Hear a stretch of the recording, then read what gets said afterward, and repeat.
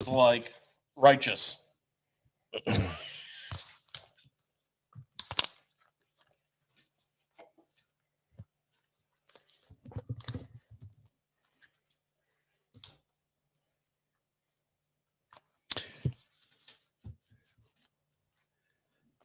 We got tackle talk.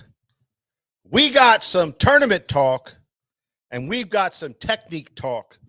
All that and a whole lot more on this edition of Tackle Shop Live.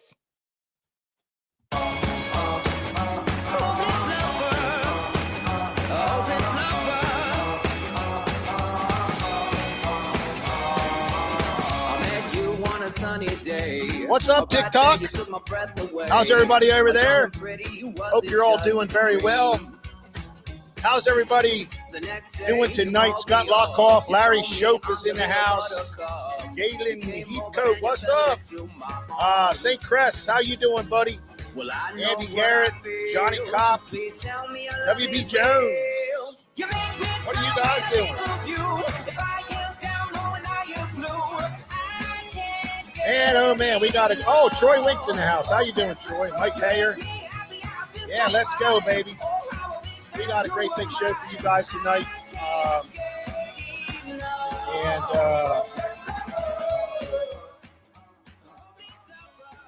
Got a few announcements here we're going to give. As always, Kenny Clemmer, how you doing? George Ashbridge, what's up? Greggy Plank, how you doing, Greg? And man, we got a whole bunch of guys lining up here. Great, good to see everybody. Man, what's some crazy weather, man? We had like 2 inches of snow on the ground for like 2 hours, and then it was all gone. A heavy, big, giant, heavy snow fell, and within minutes, it was all totally gone. Big, giant. Yeah. Yeah, no. Then it warmed up, and it was like, crazy temperatures. Beautiful. I mean, absolutely beautiful. After that, and now it's windy as hell, of course, after every storm front. 40-mile-an-hour gust today, baby. Terrible wind. So the wind's all over the place, but maybe we'll get a window for this weekend, and maybe we can sneak out and do a little fishing this weekend and see what happens. You know what the old timers say? What's that? Wind from the north, the fisherman goes forth. Ah, there you go. Never heard that one before, did you? No, I never heard that one. Did you know the rest of them?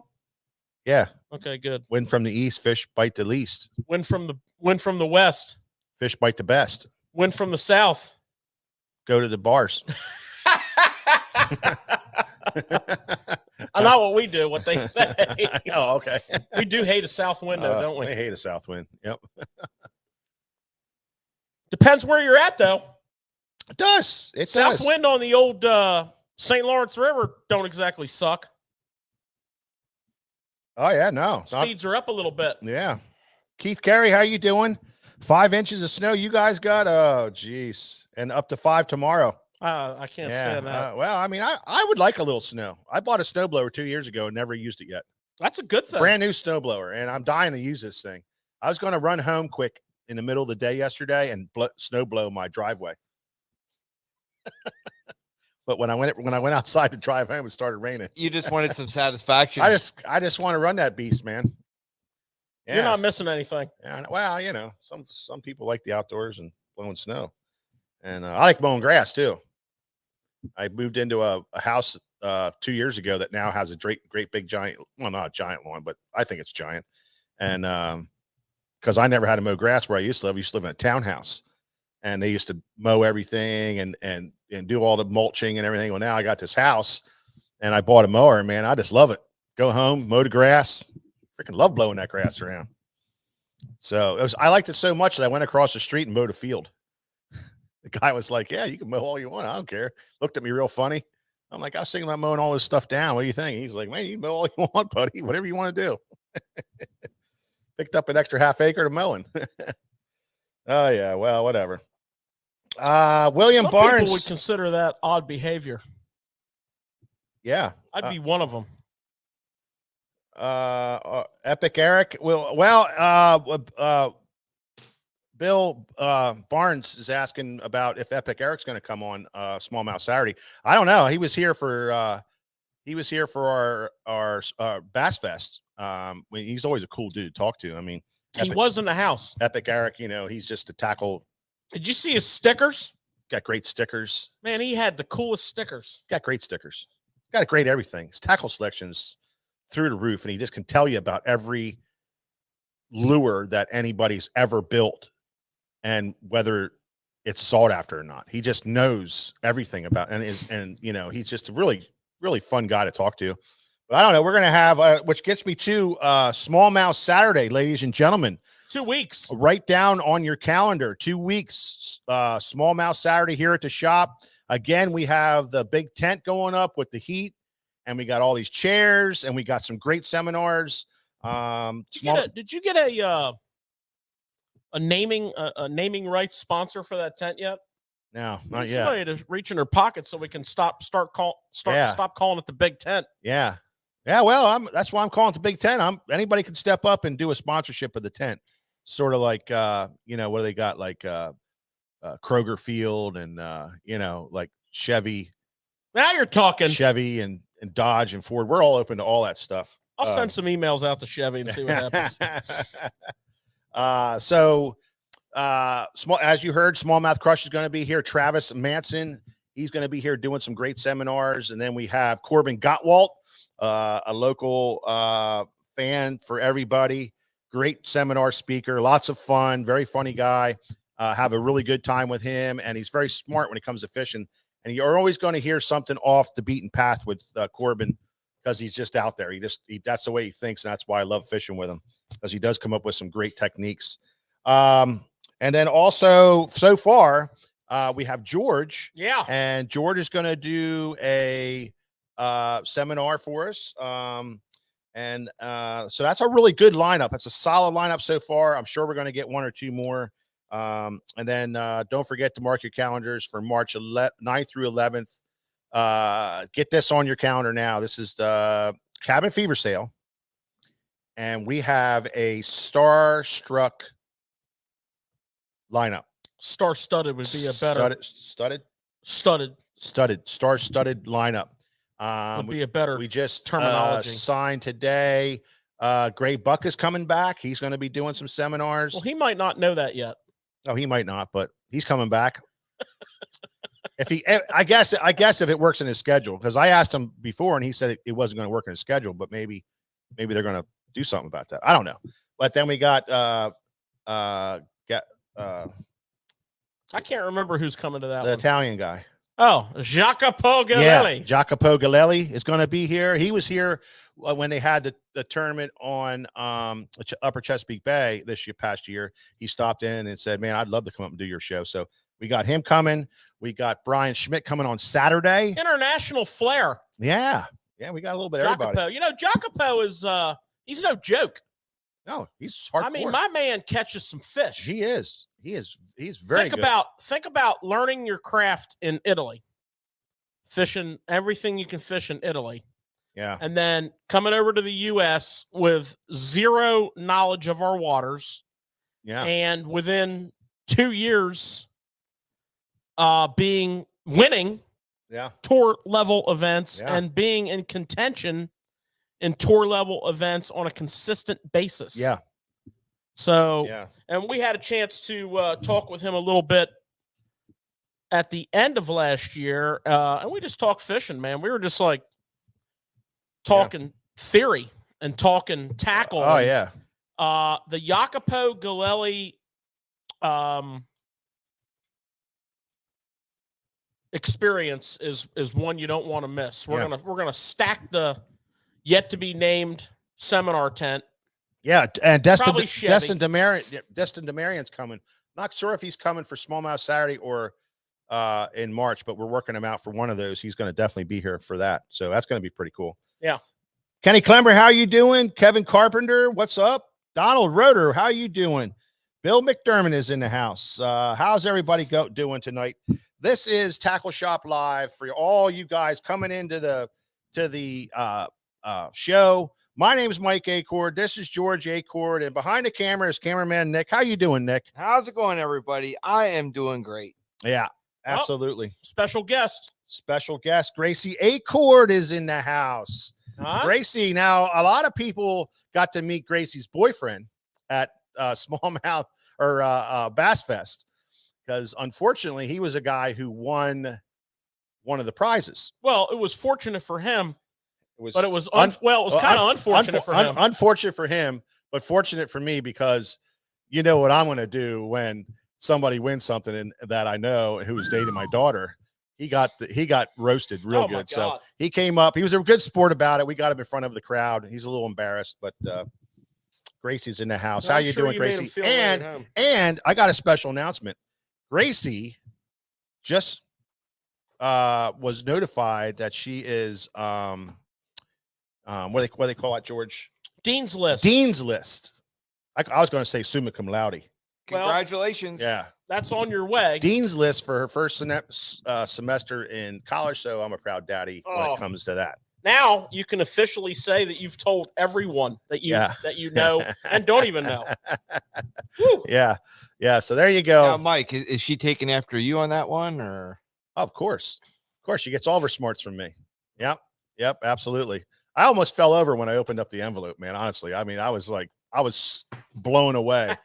She's like, you got to come in here right away. Right away, quick, come in. And I ran in the house like, what's on fire? What's broken? What's going on? And she gives me this envelope. I open it up and I was like, oh my gosh, Yeah, that was great. That was special.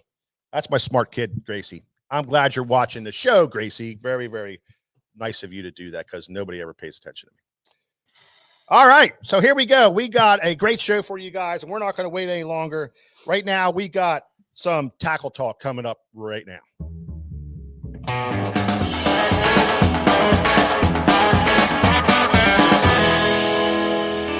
Yeah. Man, we got some good tackle talk for you guys. And I do want to give a shout out to John Warrick, who's out there. Johnny, good to have you stopping in. Keep up the fight, brother. All of us here at Tackle Shop Live are behind you. You know that 100%. And thanks for stopping in tonight. Appreciate it. What do you got, George? What's going on tonight? What do you got new? What do you got interesting? What's big on Tackle Talk tonight? Well, I have new and I have interesting. Oh, good. So we've been talking a lot about different jigs. Every week it seems like we're profiling a different jig, and it 'tis the season. I mean, we're coming up on late winter pre-spawn, and let's face it, you got a jig in your hand like a lot. So we've been profiling a lot of different jigs, and it's going to continue for the next couple of weeks because we just keep loading new jigs in here. But this is one that's not necessarily new, but it's been so unavailable for a while, and now it's back in pretty good supplies, and it's such a great jig as a finesse option. And it's made by Dirty Jigs. We're big Dirty Jigs fans here at SFT. And it's the Luke Clausen finesse jig. So it's as you can see, it's got that traditional finesse cut. That's a fine strand silicone finesse cut skirt, meaning the front half of the skirt, this is the back half of the skirt. The front half of the skirt has a high and tight haircut, and it gives you that flare on the collar. Very traditional ball head style finesse jig. You'll remember we have had a lot of ball head style finesse jigs on the show over the years. The Buckeye Lures, the G-Man ball jig, amongst others, and for good reason. They are lethal weapons. So you got a custom light wire Gami hook. You've got a nice barbed keeper for your trailer. You've got a nice, little bit lighter weight guard, and a lot of custom Luke Clausen colors. So this is actually one of his signature colors. It's called Clausen Crawl, Luke Clausen Crawl, and we're pretty excited about it. It's compact 4.0 hook, but it's a Gami and it's a custom hook. So you got gap, but it's short shank. And the other thing I like about it is a recessed line tie. And, you know, everybody always talks about how a recessed line tie protects your knot. Well, you know, your knot's out here. What a recessed line tie does is protects the sides of your knot, right? So if you're skeptical about that, it makes a difference. And it's a ball style head. Fish is real nice. I mean, it comes through cover well. It's kind of a all around jig. I mean, comes through wood nice. It has what do we look for in a hook, guys? A flat 60-degree eye. Okay, it's got a flat 60-degree eye. So it comes through wood real well. It comes through rock real well. And, you know, it's a finesse jig. So fish it on a medium heavy with a 15 fluorocarbon. You know, your choice of medium heavy rods, fast or extra fast, whatever you prefer. I like an extra fast, medium heavy, 15 fluoro, high speed reel. And, you know, for your finesse jig, that's your setup. It's money. For all of you out there who are not confident in a jig, or aren't experienced in jig fishing, or feel like you're missing the boat because everybody's always talking about the power of jig fishing, start off with a finesse jig. Start off with a medium heavy rod, a 15-pound fluorocarbon. You know, don't get too crazy with having to be like the world's greatest flipper. You know, pre-spawn, a lot of your fish are on drops. Pre-spawn, a lot of your fish aren't like, you know, buried up in cover. I mean, I'm not saying don't kill me now, but a lot of them are out there where you can cast to them. And for those of you who want to develop that confidence in a jig, you know, take a day, take a small selection of finesse jigs with you. Weight-wise, you'll find a lot of finesse jigs are like odd weights, or like 5/16, you know, 3/16. I mean, there's quarters and 3/8 and halves, but, you know, get something like 5/16, 3/8. Get yourself in, you know, find a nice little drop off next to a spawning flat, and drag that jig around and get a couple bites and start to gain that confidence. You know, for those of you, you know, we talk jigs in here every single week of the year on this show. At some point, we're going to talk about a jig, and there's a good reason for that. You know, we catch a large percentage of our fish on jigs. And there's a good reason for that, because they work really well, right? So tonight's show is no different. We're going to talk about some jigs. But this is the Luke Clausen finesse jig by Dirty Jigs, and it's in your top 5 or 6 options in finesse jig world. It's got all the characteristics of a jig that you want. I fished it.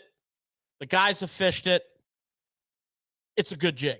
So enough said about that. Check out the colors on sfttackle.com and load up on a few. You will not be disappointed. What do you think of that jig, Mike? I love that jig. That jig is bad to the bone. I know cameraman Nick I don't even think he owns a full-size jig. No, he really likes that He's small like jig. A finesse jig. This finesse jig thing that happened over the years, man, it just it changed a lot of people that didn't really understand jig fishing. They really started to understand it with the small jig. Well, the funny thing is, you know, people do say, why a small jig? Because not only a small jig will get more bites, I believe, but you're also going to get big bites. Yeah. And still a big presentation. But what I like to do is I like to use a small jig, the heaviest weight that I can, because I like that reaction bite. Yeah. I don't have a lot of patience. So I get that reaction bite, and it just works. Well, they make that all the way up to what, George? Did you say? I don't know how high they make it off the top of my head. I knew you were going to ask me a tough question to handle. I think we have them up to what, half ounce, right? No, I don't think we quite have them that heavy. Oh, okay. The Buckeye G-Man ball and out head, which is very similar to that, we have up to half ounce. I think these are like 5/16 and a little heavier than 5/6. I don't know what they off the top of my head. George, I do got thanks, Mike. Hey, I do got a real quick question for you though, George. Oh, I do have some packages here. I got a 3/8, so I know they make a 3/8. Yeah. My question for you, George, speaking about a finesse jig, what is your favorite finesse jig trailer? Oh. Okay. I'm going to give you a couple. Now, I hope it only counts as one, but I'm going to give you a couple. So in the warmer months, you know, let's say spawn through into summer, a baby rage crawl is freaking killer on a finesse jig. If you're fortunate enough to get on a bite where it's epic and you're catching like a truckload of fish, you better have a lot of baby rage craws with you, because they'll split them, they'll tear claws off of them. So I kind of adapted and this is a weird one. It's a Z-Man boar hog. Okay, now it's a big bait, but it's thin profile. Would you go back and grab me a Z-Man boar hog? Z-Man boar hog. It's a big, long bait, but it's got a thin profile, but it's made out of Elastec, okay? And I'm going to show you how I trim it, but I can put that on a finesse jig, and if I'm on one of those, you know, epic days where you're just banging them left and right, happens a lot smallmouth fishing. You can get through a lot of fish on one trailer, and you're not constantly readjusting it. Rage crawl, baby rage crawl is straight money. Boar hog. Yeah. Excuse me. And it's a great bait, but if you get on a big bite, you better have packs and packs of them, because you will go through packs and packs of them. But, you know, not really complaining when I'm catching fish. This boar hog is my secret weapon. And I want to show this to you. This is such a cool trailer, man. I'll tell you what, though, while George is getting this stuff together here, if you guys could all, like and share from where you're at there, that'd really help us out. Get the word out to all your buddies, let you know you're watching the show. And everybody over here, TikTok, smash the screen, double tap the screen for us, and get us some likes on there. And we appreciate that also. And we don't forget about you. It's just, we are trying to get TikTok going here for us. So, Nick, I'm not going to fish it like this. Okay? I'm going to take my jig. I'm going to lay it on that bait. I'm going to figure out the size of my trailer I want it, and I'm going to cut off the excess. And I'm telling you, this thing is so good. First of all, it stands up. These tails, you can throw this in a glass of water, and the tails just sit there and undulate. Now, you know, that's important only to a certain extent. The majority of the fish you catch on a jig occur on the drop. And a lot of times on the initial drop, or, you know, the next drop after that, if you come up over a piece of cover. So I think, man, I love this. Freaking deadly. So to answer your question, Nick, those are a couple of my pretty much go-tos, man. One other thing that on Tackle Talk here tonight, finally, after I don't even know how long we've been without this bait in the shop, we finally got a batch of these in. Now, it's not a new bait by no means, but it's just such a hard bait to get, and it's one of our favorite baits, and that is the Sungill color in the Reaction Innovation Little Dipper. Is back in stock here at the shop. And for you guys who really don't know what this bait's all about, it is, well, first of all, the color is just spectacular. It's a stained water color. It's a cloudy day color. It could be clear water, just overcast. This thing just seems to work really well. Love it. If you have a stain situation, it works great.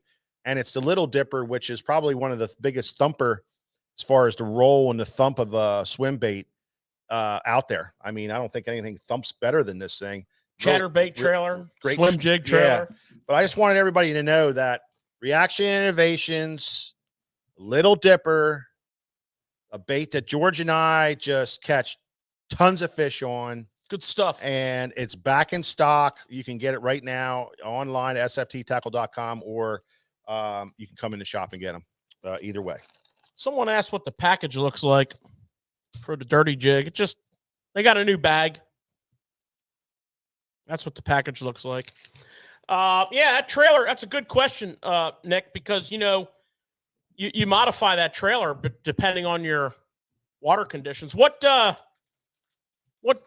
know you're a finesse jig guy, Nick. What's your trailer of choice? I like the little Tantrum from Riot Baits. I like the little Trooper from, you know, what do you call it? Power Bait. Maxent. Maxent. I know you've been on that pretty hard. That thing works. Yeah. I mean, it just works. But I'll tell you what, after the little Trooper or the Super Trooper? the Super Trooper and the little Trooper. Yeah, I know you've been on that pretty hard. But I can tell you, the more I've been listening to you, it's hard to beat the Z-Man too, because you can catch a lot of fish. Yeah. With Well, that too. Yeah. You know, we're Absolutely. fortunate to live here on the Susquehanna River, and if we get high water, Yeah. in the spring, summer, fall, high dirty water, Yeah. we flip a finesse jig, Yeah. and it's not uncommon to catch 40, 50 fish easy. And let me tell you something. You can go through some damn trailers, man. That's how we got on the Z-Man, out of necessity. Yeah. You can catch 50 fish on one boar hog. Hey, I got a question for you guys. You know, that bait that you got in your hand right now, Mike. Yeah. I know you guys are so excited about that bait. Oh, yeah. The question that many people are asking is, how are you rigging that bait? Well, we rig it a lot of different ways. You know, everything from a trailer on a chatterbait is great. But honestly, Swim jig. if you just put that on a swim on a swim jig, it's great. But if you just put it on a swim bait head, when I'm fishing smallmouth bass on the rivers around here, I just put it on a ball head, jig head. It seems to get a real nice. The thing about it is, it has such a nice roll on it, man. The thing rolls like crazy. So it has a lot of thump. You can actually take your rod and you can watch your rod tip just thumping like that when you're reeling it. So it, you know, say what you want. It's good stuff. This is a bait that thumps better than any one that I've ever fished. I mean, honestly, it's different. And, you know, so there's a lot of ways. I won a tournament on the Potomac one year with it on the back of a chatterbait, you know, the penetration color I used as a chatterbait trailer. Wasn't quite as long, was a little bit more compact. Fish were really pressured.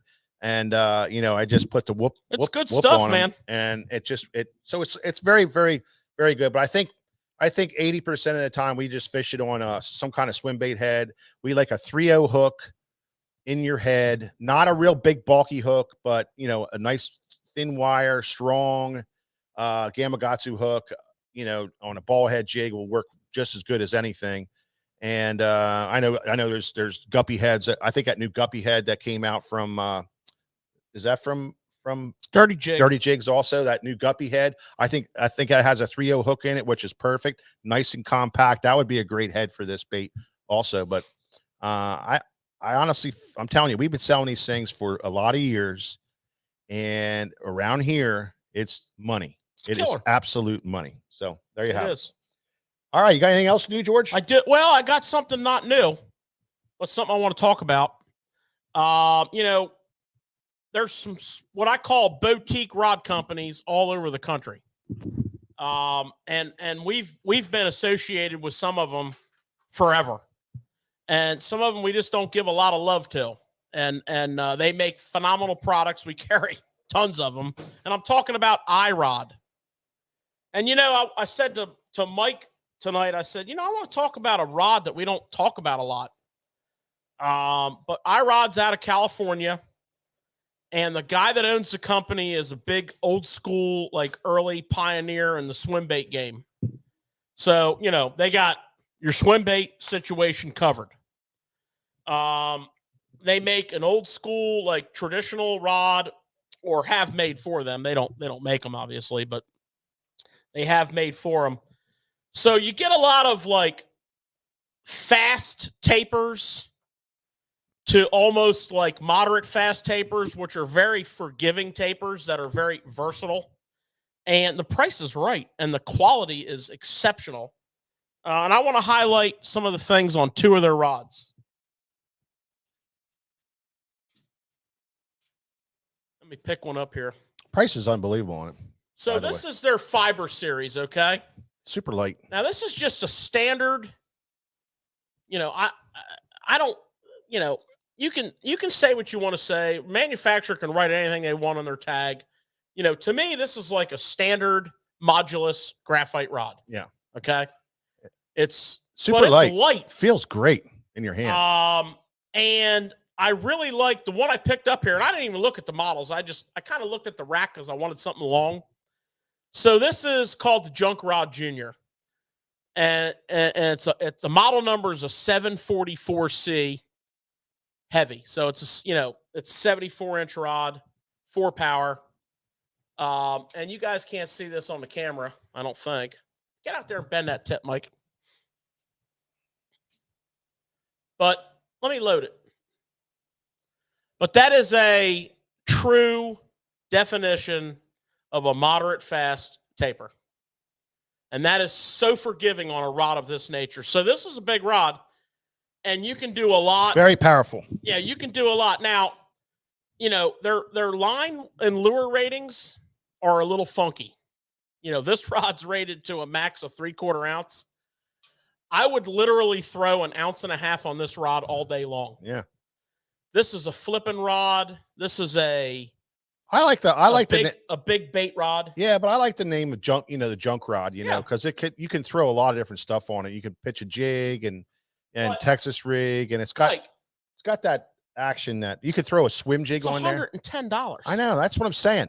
And that's why we brought this rod out. This iRod company, it's a West Coast rod, West Coast rod. Well, that's where their headquarters is. It's big out there.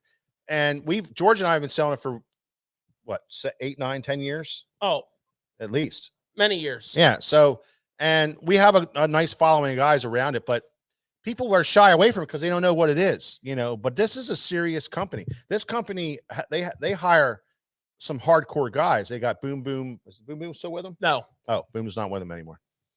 But he was for a long time. Good luck naming their pros. No? No. Why? Because it's hard to follow them. This rod right here is called the Stone Cold Square Bill Rod, and it's actually named after Marty Stone, who probably doesn't even fish anymore. Yes, he does. He's a hardcore fisherman.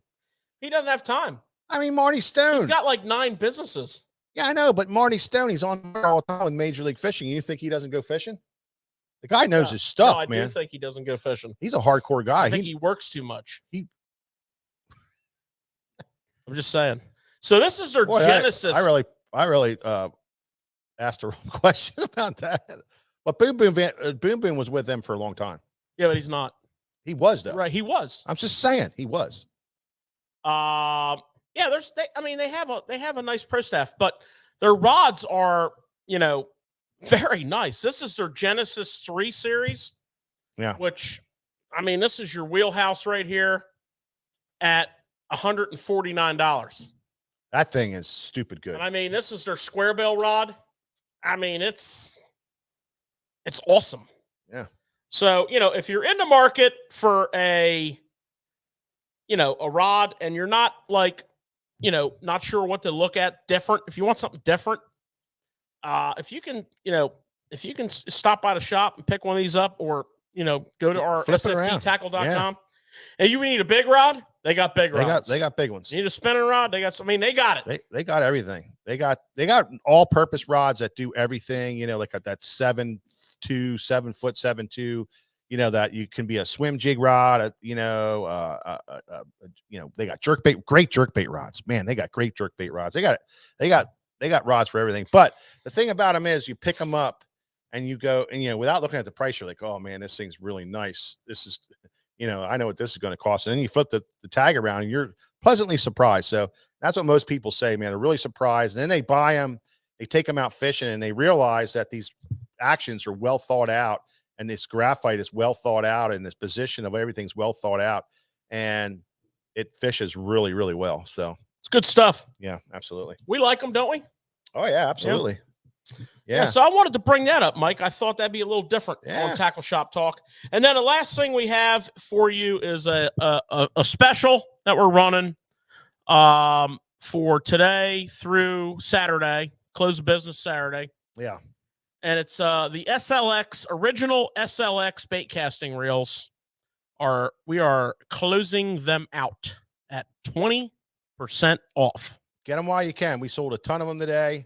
They're some of the actions or some of the models are starting to get a little low, but they're still we have a pile of them. George bought a ton of this stuff, and so grab a hold of it real quick. Go big, baby. And the thing about that reel is it's $100 reel, and if you're just going by price, you would say, "Oh, that's an inexpensive reel." Well, Shimano pushed the envelope with this, and they said they're going to put out a $100 reel that's going to blow every other $100 reel out in the market. And so you got a lot of features, you got a lot of durability. It's a nice reel. You got a great reel that's going to fish real well for you and last a long time and stay nice and smooth. So check them out. This is just a great opportunity for everybody to save some money. Put you in under $80. It's got a great braking system. Yeah. Oh, it's just fantastic. As far as your cast control. Yeah. It's very, very forgiving. If you're a newbie. Yeah. And you're, very nervous and concerned about your bait casting and you can't get in the shop here, order one of these up. Yep. Open the side plate up. Yep. There's going to be 6 weights. If you're a newbie, turn 4 on and lock 2 of them out. Yeah. And you will be very hard pressed to backlash this reel. Yep, absolutely. And then as you get a little more comfortable with it, you can go to 3 and 3 weights, and the casting performance is great. So there you go. Yep, absolutely. That's all I got for you on this segment, Mike. All right, man. Well, we got Keith Carey in the house, and he said he was going to buy us a 12-pack if he was around. So next time you're... Well, I think Keith is from Yeah. Well, he might be traveling through sometime. I think Keith's from the middle of the country. Well, you never know. He might come out and want to fish Susquehanna or something. But I like the way you're thinking there, Keith. Right on, buddy. Right on. T-Box is in the house. How you doing, man? I'm glad to see everybody stopping in for Tackle Shop Live tonight. And we are going to keep on moving here, George. And right now we're going to go into a little segment that we like to call Tournament Talk. Oh, boy. That's just my name. Yeah. It's been so long since we talked about it, I forgot what the name of the segment was. But this is a segment where we talk about tournaments that go on, and really one of the big reasons that we talk about tournaments. Not only are we tournament junkies and we really follow sport of the highest magnitude. Yeah, there's guys that are NASCAR people and whatever, but we're really tournament junkies. We love following the sport and talk about it. But then we also reminds us of techniques that maybe we haven't been thinking about. It keeps us fresh, that, we can kind of see where they're at fishing and what's coming for us. And we can prepare and remember some of the things that these guys do that maybe you forgot about, but it keeps you sharp on your feet. And we always get some kind of great information out of it. So that's why we'd like to talk about it. Hopefully spark something for you guys if you're not following the tournaments also. But George and I, he's glued to this thing all the time. I mean, love it. It's unbelievable. So, well, another thing, Mike, I like to, when I see an event that has a unique circumstance, like a unique weather pattern or a unique pattern that was developed. Yeah. Then what I like to do is the following weekend. Yeah. I like to go out and fish with that pattern. Yeah. And say well, let me learn this and try it. And let me try this. Yeah. And maybe it's good, maybe it's not, but I like to put it through the paces and get my twist on it. Well, so that's one aspect of why I like to pay attention to tournaments. Yeah. I mean, all that, the baits that they're throwing, the different setups, because they do talk about this stuff, in these tournaments, especially the BASS tournaments when those guys are fishing, they'll break down what they're doing pretty good for you. So, well, they can't hide it from you with the camera in the boat. Nope. Today we had the first day of the Toyota series on Rayburn. Supposed to be the second day, though. Well, yeah, yesterday was canceled due to north winds right down the lake, hitting hard. Yeah. And it was like an ocean. So they canceled. They're fishing full field for today, full field for tomorrow, and then they will announce the winner and the top, finishers. Yeah. First one of the season in that division. This coming weekend is I believe, the first one of the season in the Southeast Division. I want to say Harris, Okeechobee, maybe. I don't know. I didn't look at that. Yeah, it's coming up this weekend. But anyways, 23 pounds, 9 ounces is leading the event. Big old bag there, Nick. I don't have any That's clue amazing. what they're doing, but I would strongly bet on, if your FanDuel app has betting on the Rayburn tournament and they have a in tournament wager on hot lures, I would place, this is so good down there. It's probably like minus 440 right now. So you're gonna have to bet a lot if you go money line, but you could probably get the point spread. Yeah. But anyways, a red trap. I mean, look here.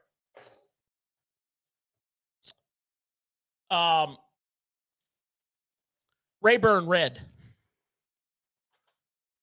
I mean, you have a color named after your lake. They throw red traps down there big time. Yeah. Which we're going to get into tonight. But what I really wanted to talk to you about is this college situation. Yeah, today was the first event on the college series. Well, it depends which circuit. There's like 5, 6 circuits. BASS. Yeah. Well, Yeah. last weekend was the first event on the MLF college tour. See, And there's a couple stats in here. MLS always got to one up them. That's what they always try to do. Yeah. There's a couple stats in here that I find to be like Staggering, just crazy, can blow my mind. weird. So check this out. There was, in the MLF college series last week on Harris Chain, there was 233 teams. Gosh. Reminds me of the old days of state team on Racetown Lake when we had 300 teams one year. Yeah, these are college kids. Just saying. 230. And there's like, Well, back in those days, I was in college. I'm thinking of like at least, I can think of 3 major college tours. And there's probably more than that.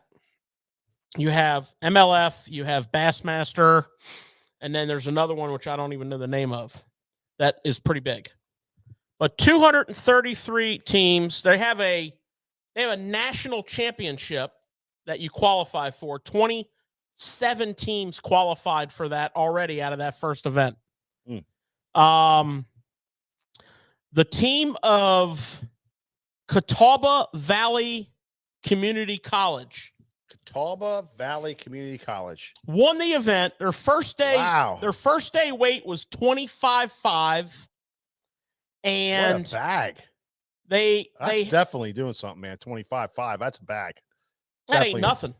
Yeah. That is nothing. Huh. Last year on the exact same tournament, Yeah. the big bag was 31.4. Man.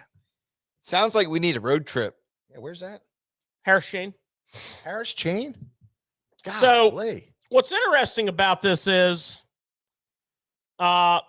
very, very cool technique.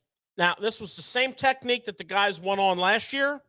It was the same technique that the college scene won on the year before that. Cole Sands, remember him? He was part of that 31-pound effort. I remember the name. You wear a cowboy hat? Shell bed out in the grass. Yeah.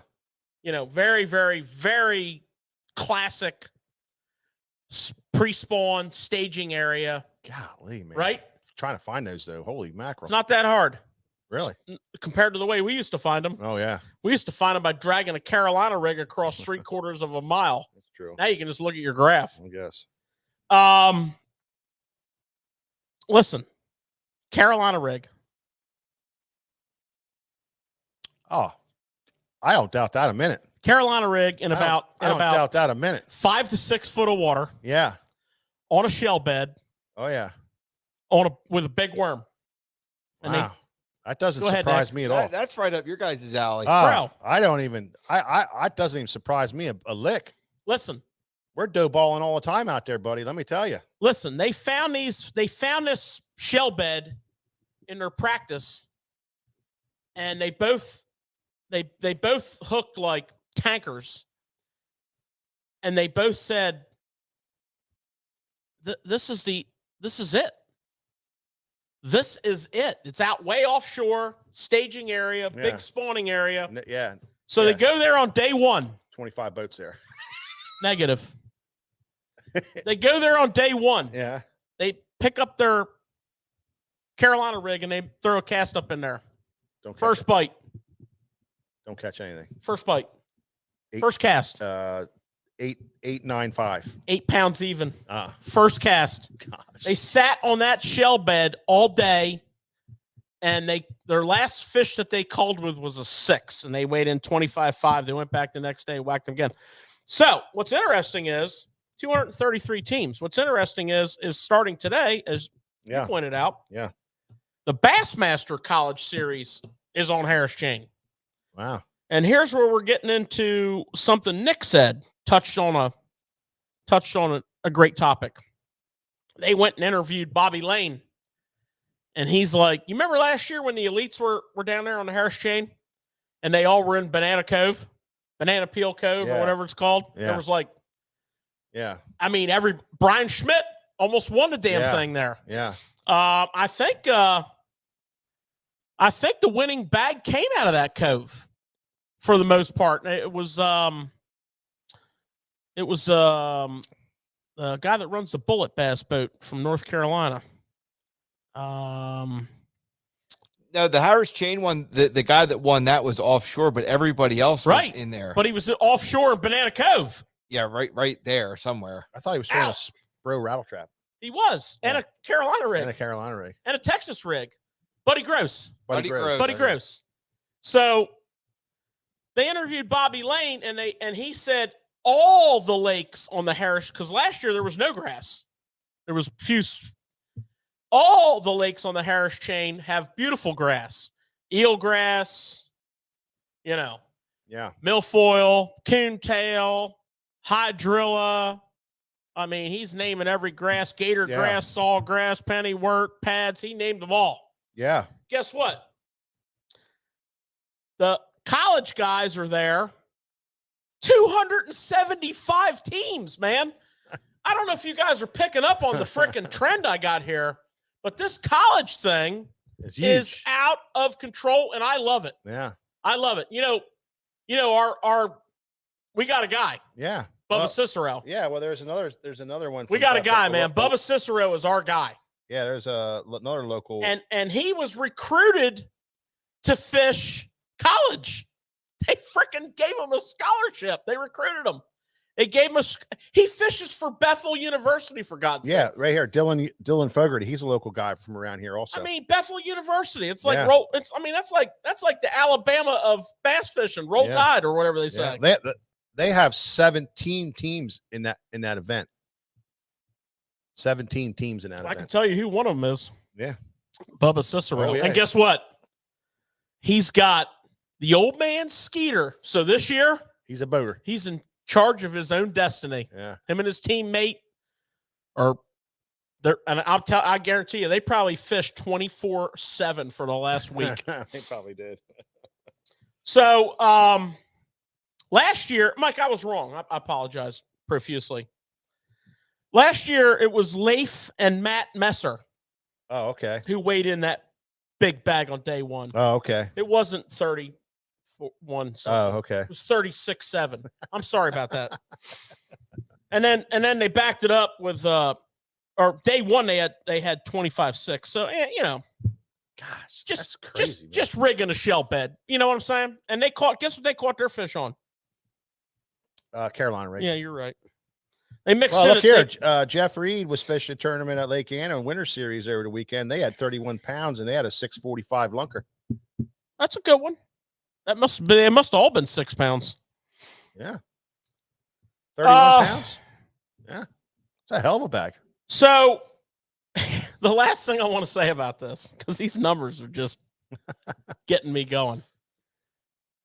This tournament is today and tomorrow, or tomorrow and the next day, whatever. You sure it started today? Yeah, it started today. Okay, so they fished today and tomorrow. Yeah. And then on Saturday, they're having the Bassmaster High School Series. So Yeah. you see what the college series is Oh, doing, yeah. right? Yeah. And sidebar, you and I know Yeah. 3 or 4 people that are making a career in the fishing tackle industry that came out of the college program. Mm. A matter of fact, Mike and I know a couple of them that are regional sales managers at big companies. Yeah. And they worked their way up from the college fishing program. So this ain't no joke. Yeah.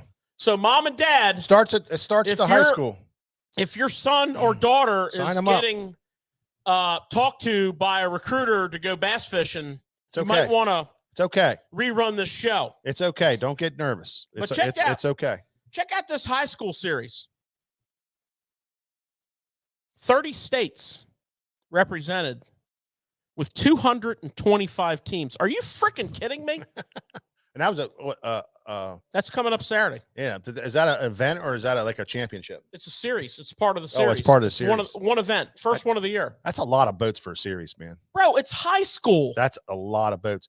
Yeah, and high schools are the ones where you have to have like an adult drive the boat around. Correct. They have a captain. Yeah, they have Correct. a captain, and I love it, there's man. a lot of dedication there.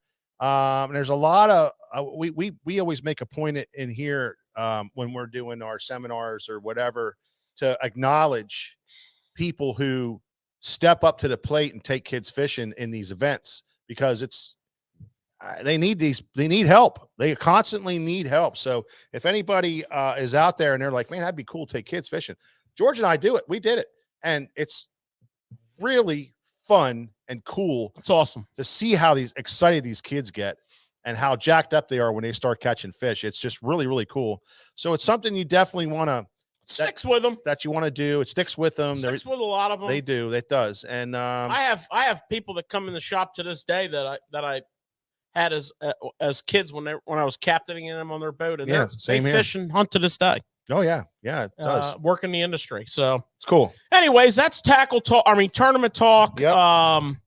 Next week we're gonna get into some MLF Toyota Series stuff and break down some winning Techniques. Yeah. patterns. Patterns. Yeah. George, question, and for you, Mike. Yeah. So it sounds like the shale bed pattern is the deal, right? Yeah. Yeah, shell beds is where it's at, man. So do you guys have any experience with the shale beds or? Oh, yeah.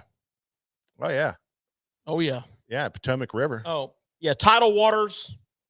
Potomac I River, mean- man. That's what you look for. Back in the day, like George said, we didn't have all the fancy gadgets, so we would get on these big flats and just throw dough balls out there and just drag them around until Dragon rigs. dragging rigs until we found something hard. They're not as hard to find as you might think. Yeah. But they take effort. Yeah. I mean, you can, at different times they're easier to find because the grass grows differently around them. So you can kind of pick them out that way. But early in the year, man, when you were just out there trying to figure out where they're at, and then over the years, you kind of know where some of them are. But when you're always looking for new ones, it was always It's tough. just pretty cool how that Yeah. many big bass can be on, I don't know how big the shale bed was, but Well, they can be pretty big. They can be, yeah. We called them hard spots. We're just looking for hard spots, and they just happen to be shell beds. But you can do it in gravel beds and certain, on flats where you don't have shells. There's gravel, different types of gravel that you're looking for. There's, so it's just, Well, it's very interesting. if you're on a river system, take your TVA lakes. Yeah. Take your Potomac River, take your Chesapeake Bay with the Susquehanna River. If you're on any system like that, Yeah. and you find any kind of a bar, Yeah. which is nothing more than a shoal, you can call it a shoal, a bar, whatever you want to call Yeah. it, off current, a pretty good chance that there's shell bed on top of it. Mm. And, one of our topic tonight is pre-spawn fishing. Yeah. And this is a phenomenal segue into that, because that is a magnet. Last staging area before they break up and move to beds. And it's like a colony. They'll spawn around them too. They'll spawn all around the outside They will. of them things, you know. You know, you got fish that are hanging there, moving up. You got fish that are spawning there. You got fish that are post spawn, coming back there, moving back off of it to take a break. Yeah, on their way out. Yeah, a shell bed.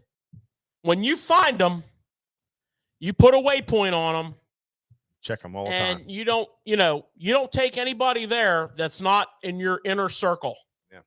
You know, and Mike and I have some shell beds that we fish on the Potomac River that, you know, when we started lining up on them on the bank, the trees were, 20 feet tall. Now the trees are 120 feet tall and they're still there. Yeah. So, if you don't have a lot of siltation, or if you have a healthy system, those shell beds are so viable. You can go on any type of a river-based system. The TVA lakes are famous for it. Shell beds are no joke. But then there's also like, even to go further yet, like when you go to like the Thousand Islands, for instance, and up on some of the Great Lakes, they have like bare spots that grass goes all the way around them. Where they're areas where fish will spawn, but they spawn right on on the rim of it, right around it. And then it turns out that they use that all year long. They use it for in the summertime. They use it in a fall. The fish will be around that kind of stuff all the time, because it attracts different types of food or whatever. They're just going to be there. So, very interesting. Very interesting. I mean, yeah. I mean, it's a great. I mean, obviously, different places are more powerful than others. Yeah. But let's suffice it to say, if you find shell bed, a big spawning flat with grass, and somewhere on the outer reaches of that, you find a nice shell bed, and it could be in 3 foot of water or 6 foot of water, or even a little deeper. Well, it's so important, George, that's all you hear guys talk about this time of year, is the spot. Yeah. That's the spot on the spot. You hear guys say that's the spot on the spot, but it's so important that that's all you hear guys talk about after a tournament. Oh man, I found them on a shell bed. And that is that early spring pre-spawn type of a pattern that you want to look for. Every lake, they talk about it. Every system they talk about shell beds everywhere. So it's something for you guys to I know pretty much everywhere we fish. Yeah. It's shell bed. Yeah. Very important. And, the real early pre-spawn, depending on your latitude, we're far, far away from that. Right. Yeah. Right now, if we're talking about the Harris Chain, we're talking about Lake Seminole. Yeah. There's a lot of places this winter, because of how mild it was. Yeah. There's a lot of places that aren't too far from here where the water temperature didn't get cold enough. The guys were complaining that the water didn't get cold enough, right? For a good winter bite. Where was that at? That's where I want to go. Yeah, I know. Yeah. And here's what a wise man once told me.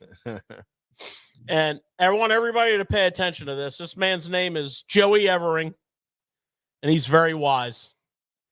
And he told his wife, when we retire, we're going to take a snow shovel, and we're going to tie it to the roof of the truck, and we're going to drive south till somebody asks us what it is. And then that's where we're stopping. And that's where we're stopping the fish. I love it. I love it. That's a place where I don't think I think the winter lows are like 55-degree water, right? Yeah. Yeah. So there's guys, there's definitely some weird stuff going on down south. I mean, it's just didn't go crazy. Well, tackle box breakdown, Texas fish are confused. Yeah. A lot of those places are. Yeah. It never didn't get cold. Yeah. So that kind of pushes us into Rick Lunn's in the house. How you doing, Rick? He probably fished 1 million of those. He probably has 1 million of them marked on a graph. Hey, that's a graph that I would want.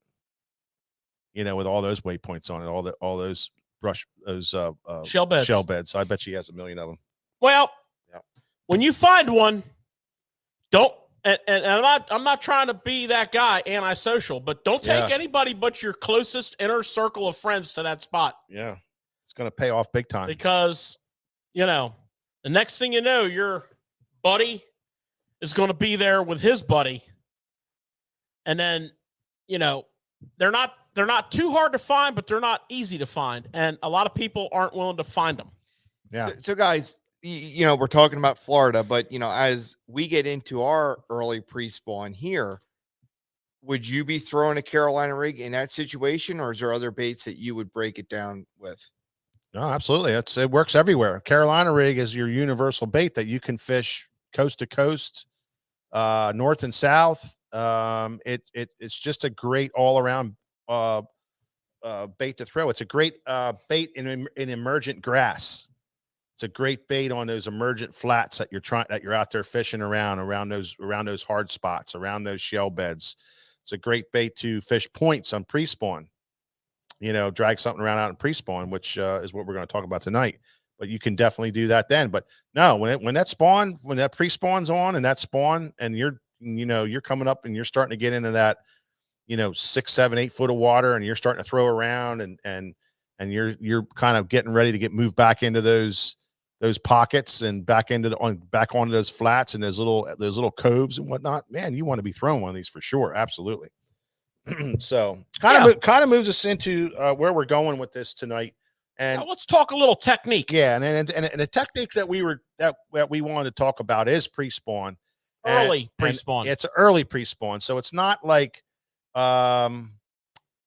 these fish are just coming up. They're just starting to move up out of some of their wintering spots, and they're making their way to where they're going to stage to spawn, and maybe even staging in that area. So, well, what's interesting for me is some of the things I look for to trigger me to think that way. Here, is when those stable conditions are 10 degrees warmer than they are now, and 4 and 5 days in a row with short duration cold fronts, and then another one and another one. The water temperature around here right now at the best is 40 degrees. So in our zip code, before we get into what we call early pre-spawn, we need a little more degrees. Yeah, but we're still stuck in winter. That trend that I just described, and then some good rain. Okay. Mm-hmm. If you're a lake guy, it's going to raise that lake level. Mm-hmm. Those fish that are out on true wintering habitat, and we all know there's fish that live shallow in the winter. Yeah. If you go through the series, you'll see how we kind of progress through all that. The masses. Right? They're sitting out there, and the lake comes up, and that rain is a little warmer than it was a month ago. And the temperature comes up a little bit, and they're like, I need to start going that way. And, if you're a lake guy, that's all about a channel. That's all about a creek channel. That's all about a little, like a little ditch channel. Oh, yeah. But it's all about that. It can be a creek channel. It can be a little ditch channel, but it's a channel of some sort. And that's where you want to start targeting your search. You listen to these shows and you read and you study and you have your life experiences and you learn. But when you drive to a lake that you're not familiar with, and you go back to boat in the water, you're like, damn, this thing's pretty big. You ain't kidding. But we are so blessed to have phenomenal mapping. Yeah.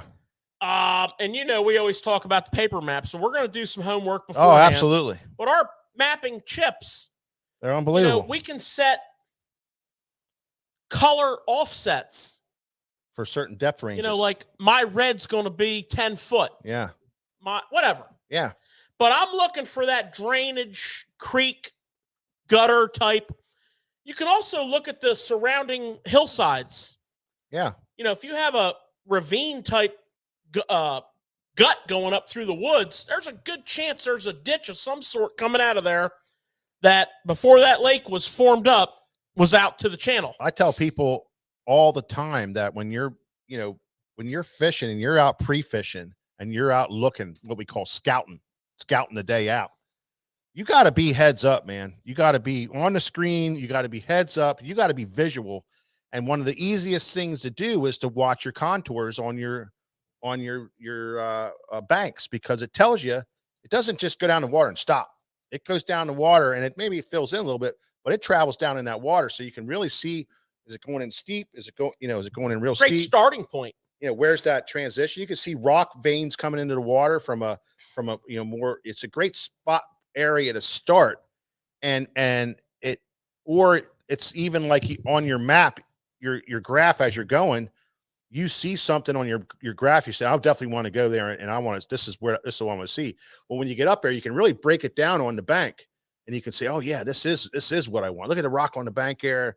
Look at the transition here. And it all goes into the water. So keeping your head up and fish with your head up and to look around with your head up at this time of year is very important. And we're not talking super deep water. No. I mean, that drop can be, 6 to 10. Yeah.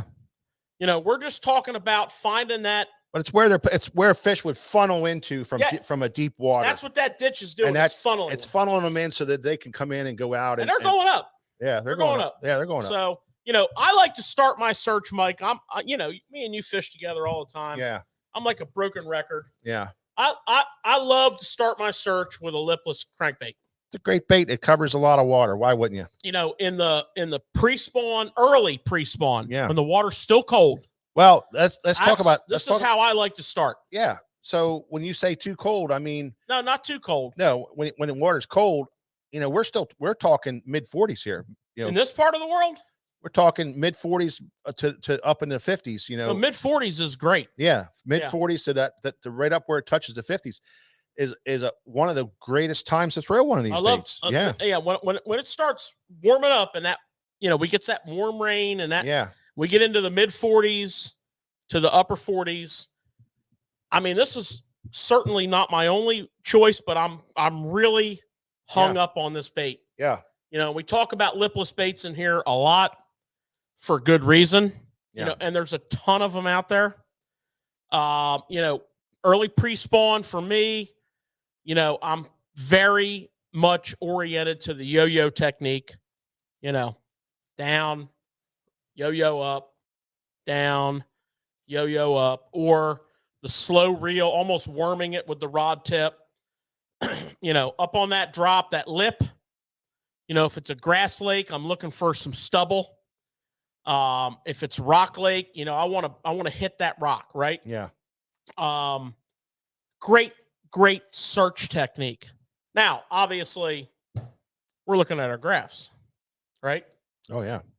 And we may see some fish out suspended off.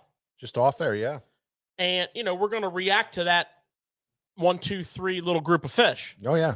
So we're going to possibly put that lipless down and go to the jerk, right? I mean, you got to throw the jerk bait this time of year. You got to throw that for this type of time frame. A jerk bait has got to be your friend. And you and I have talked about. Ooh, look at that! Look at that fancy pose. You and I talked specifically about the +1s. Yes. So cold water, tough bite. That +1 junior. That's like some kind of drug. Yeah. The +1 and the what they call the MR re-range. These are some of the best cold water jerk baits, pre-spawn jerk baits that Mike and I consistently reach for. And might I add that they are suspending. And light line. And the other thing is, this is when your 10-pound test is playing. 10-pound test is the deal. This is fluorocarbon. This is serious stuff. You got to have this 10-pound because it lets that bait maximize the depth When you're dealing with suspended fish, they might be suspended in 10, 12, 14 foot of water. So, these are all fish that are just outside what George was saying, just outside where these little drains or troughs are going up and drawing these fish up to where they're going to peel off and go onto the flats or back in these coves. So these fish are just off of that a little bit. And it's not that far, maybe a boat length or two off of that. Well, you notice them. And yeah, you start seeing them. Because you're sitting right on them. We got we got 360. You got side imaging. Yeah, you got everything. We got the forward. Yeah.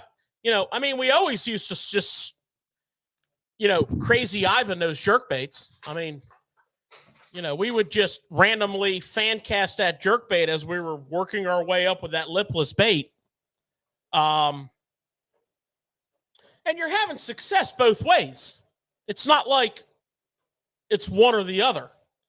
We're talking about a pronged attack here, but a lot of moving baits, right? Not a lot of slow down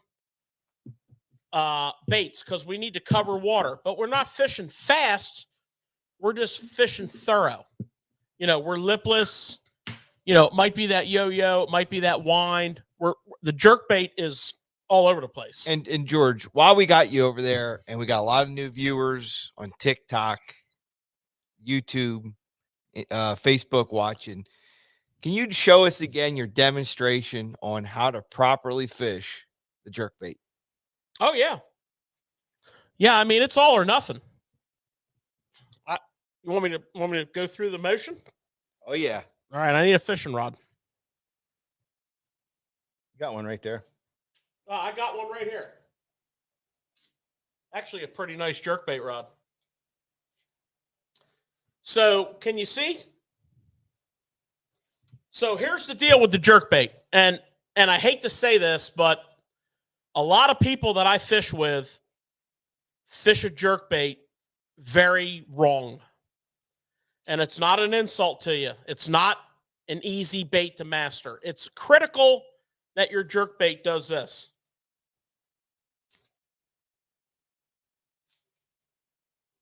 Okay? Now, how far did that jerkbait move, Mike, from left to right? Left to right? I mean, what did I move? Like 3 feet? Yeah, if that. Right. That. So if you're moving your fishing rod from here to here, if you start out here and you're like this, where do you think your jerkbait's going 6 feet? That's no good. So a jerkbait's all about slack line and making that bait pop and pop and then hang there. Pop and then hang there. You have to have slack line. So my deal is I spent a lot of years guiding, and a lot of my early season and late season trips were jerkbait related, and my clients had to fish that bait correctly to catch those fish because that was how I was graded. If we didn't catch the fish, they weren't real happy writing the check. So I wanted a lot of fish. So I really was a stickler for the jerkbait. And I came up with this idea. Point your rod tip at the water. Okay, use your wrist, pop the rod, and recoil back. The rod is pointing back where it started. Pop the rod and recoil back. All right, not this, not this. When you're slapping the power pole, hitting the guy in the middle of the boat or the back deck, you move the bait 6 feet. I'd like to see you move the bait 6 inches. Okay, so you're popping slack line. So it's pop, pop, stop, let the slack in the line. Watch the slack. A lot of times you'll get that little jig bite. You'll feel it, or you might just see the line dart. You got them. There's 6 hooks. Okay? Just sweep it. Okay? Very, very critical in the cold water. The exact same motion for the hot water, just instead of this, it's this. A reaction bite. you're force feeding them. One of the things we like to say is force feeding them. Those early season fish will eat this medium to deep, +1 jerkbait like nobody's business. Okay. And if you're a forward guy, you can see those suspended fish, you can see that jerkbait and connect the dots. That answer your question there, Nick? Beautiful. Yeah. So when you're doing that, it's a cadence, like George said, but this is going to be a little bit slower cadence. It's going to be that pop, pop, pause. And then that delay, is the time where you have to figure out for the day. So when you pop, and you pause, start your count, and try it, 3, 4, 5 seconds, pop, 3, 4, 5 seconds, pop. And if you're not doing anything good with that, it may be one of them deals where it could be 6, 8, 10 seconds. We've counted a lot longer than that already. If knowing that the fish are there, it's going to vary. You gotta kind of mess around with that a little bit without getting too technical about jerkbait fishing, because that is a whole show in itself. But there's just a couple of things to know. And the big thing, George, I think got to right away is go to your deeper lip crank, jerkbaits at this time of year. That early pre-spawn, I mean, not in all situations, but you're going to find that deeper lip jerkbait, the +1s are really going to be dialing in for you. But don't be afraid to go to a +2. Don't be afraid that if a cold front came through a couple days earlier, those fish will instantaneously pull back out, and you may have to go to a +2 to get to them. Well, a lot of times you can identify their depth on your electronics. Yeah, you can. And there's been lures over the years, spoonbills, they called them spoonbills back in, that tried to get down to these maximum depths. Fluorocarbon came along, which that's a way back machine, bro. Yeah, spoonbills. Remember those? There was no such thing as a jerkbait when there was a spoonbill. Oh, it was spoonbill. It was spoonbill. Then it was Rogue. Oh, then the Rogue came. Yeah. I mean, the Rogue. Well, Rogue was there as a floater. Yeah. Well, think about the ones that were out there. Then the spoonbill was one of them. I think and the Rogue. Yeah, but didn't what was the other one? Bomber. Didn't they make a deep diving? They came after the Rogue, bro. That was after the Rogue. The thing about the Rogue was, the Rogue taught us all the power of a suspending jerkbait. Now, we had to add all kinds of weight to them, and tweak them, but I mean, a storm. Come on, storm. You a Rogue guy? Dots. I'm going to tell you, I won pretty good money on the Rogue. Oh yeah, and suspended dots and all that stuff you're putting. Got to get it right. Oh yeah, yeah. 2.5. How many times did you put a half of one on? Right. Yeah. Right. And once you find that one you like, it's hard to get away from it. I know it, man. It well, really is. and Nick touched on something there. Not to make this a jerkbait show. No. But Nick touched on on those the colder and the more extreme the conditions, because you will be dealing with the bad thing about pre-spawn is cold fronts are magnified effects. Yeah, big time. Like when that big bad northern wind starts howling and the temperature drops, and that's your day to go fishing, or that's your club tournament, or that's your derby that you're fishing, you've got a problem. Yeah, and this is where the suspended bait becomes really super important. If it's not suspended properly. Yeah, and that's what Nick was touching on. Yeah, and you need to let it sit there for a long period of time. You got to adjust it, and those suspend dots and suspend trips are fantastic for that. But also fluorocarbon line, being that it's a sinking line, allows you to take these baits and get them a little bit tad touch deeper than you normally would have years ago. So we can get these baits down by just dead sticking them a little bit longer between your jerks and let it sit there. And it's amazing how deep you can get with them. We're so spoiled right now. Yeah, I mean, we can walk over to the wall, Jackal, Megabass, Lucky Craft. Yeah. I mean, there's 10 other brands. We can walk over, Spro, Strike King. Yeah. Every color you can ever imagine, every bait you can ever imagine. And for the most part, under most conditions, every one of them's perfect right out of the box. Yeah, absolutely. It's Yeah, they just suspend. like- They suspend great. So sometimes in the real cold water, you might have to tweak. And the smaller ones seems like they need a little more medicine than the big ones. the big ones. What happens to them in certain types of waters? They sink. They end up sinking. Not necessarily a bad thing. That's not a bad thing at all. No, it could be a great thing, especially in really cold conditions. The point is that here is the time when you're going to have these baits in your box.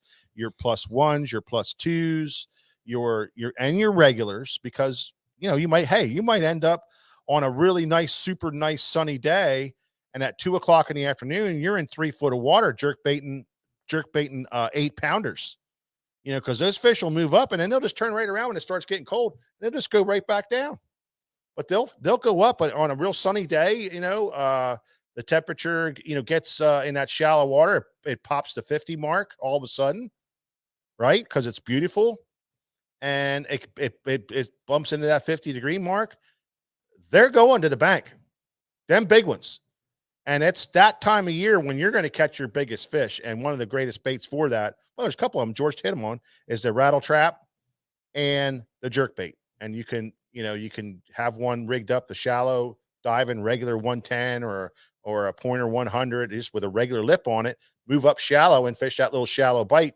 It's only going to be a little bit, then that's going away. Those fish are going back out. They're not hanging out. There's several baits and techniques, not a lot, but there's several baits and techniques that are critical for early pre-spawn, so that you could, like we're just talking about here. We're working our lipless bait on a drop.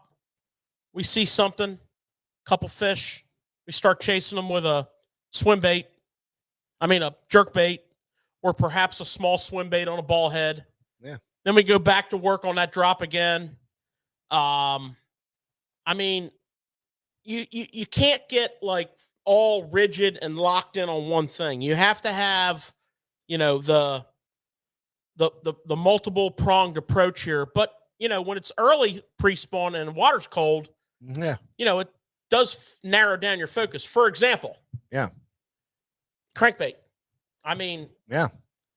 Cranking is dominant in these circumstances, but you got to throw the right crankbait. Yeah.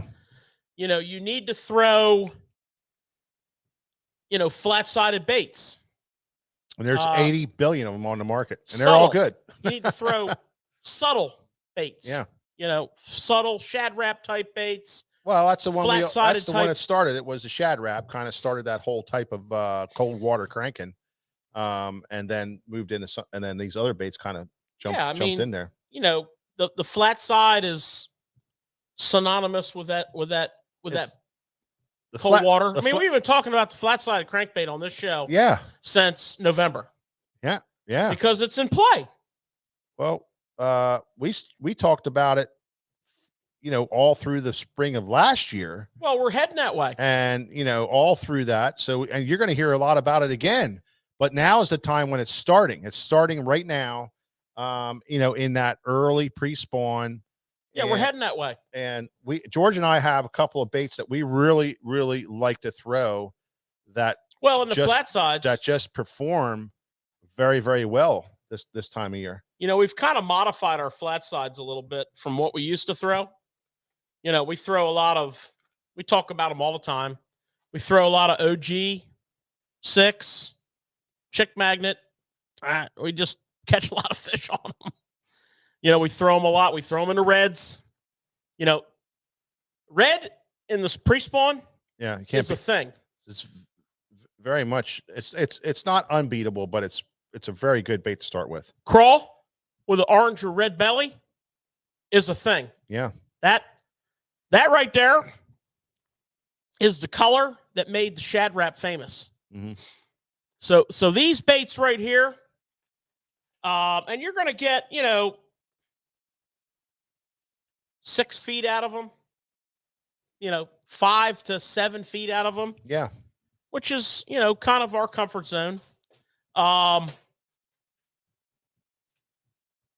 DT8, that's a thing.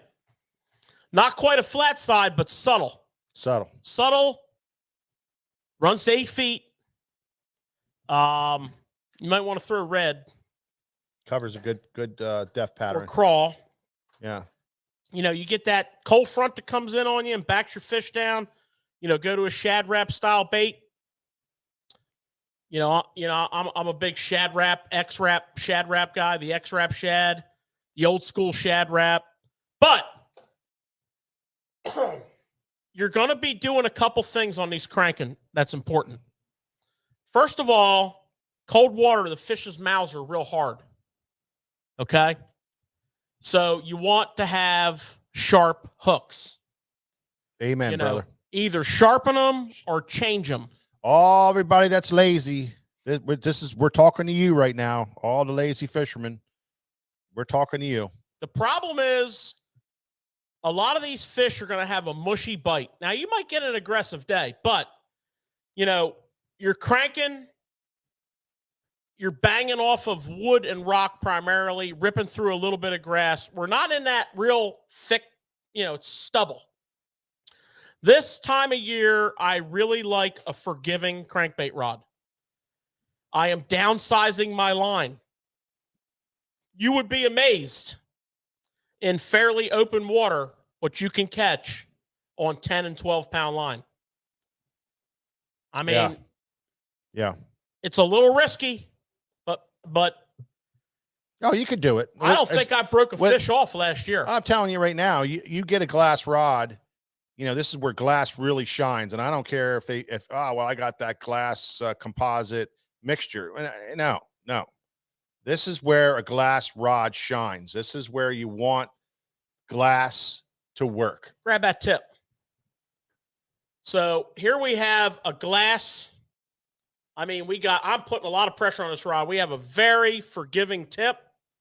Yeah. A midsection, and then we get back into here. We got the muscle. Well, and even right in here, you can see some flexing. This is probably the most important part of your rod when you're dealing with crankbaiting with light line, because you need this to load up. This is when you want a forgiving crankbait rod. You need this part of your rod to load up, because this is what takes all the shock and allows that fish to really make those hard pulls. Medium power.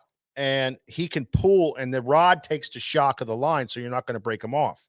The rod will land that fish, no problem. He will do it. This is a Zodius. It's a glass blank, but it is wrapped in carbon, so it has a hybrid feel. Very nice. I like just a straight S glass. There's a million of them out there, from Lew's to this rod right here. This is the rod I use right here. Now you'll see a big difference in this rod. You'll see a difference in this rod. Is that a medium heavy? Sure is. Yeah, you got the medium heavy. The medium's where you want to be. The medium's where you want to be. And the medium on this rod will definitely bend real hard right in here. I was under a lot of pressure when I was getting this rod. I know. We were rushing. But that's okay. But this rod right here is S-glass, so you'll get a lot of bend right in here on that medium, which is what you want. But it's very forgiving. Very forgiving. But you hook them, you catch them. Yeah, you actually setting a hook with the butt section of the rod. This is where as long as your hooks are sharp, you're driving them in with this part of your rod. But I'm telling you, you wouldn't believe what you can land with this thing. The stuff we landed with this thing over years by accident, like giant, humongous catfish on 12-pound line, stripers that'll pull your freaking arm off on 10-pound test. It's crazy stuff that we would hook on that, and we would land these fish. 6-pound bass, 5.5-pound smallmouth that you would just pull like crazy.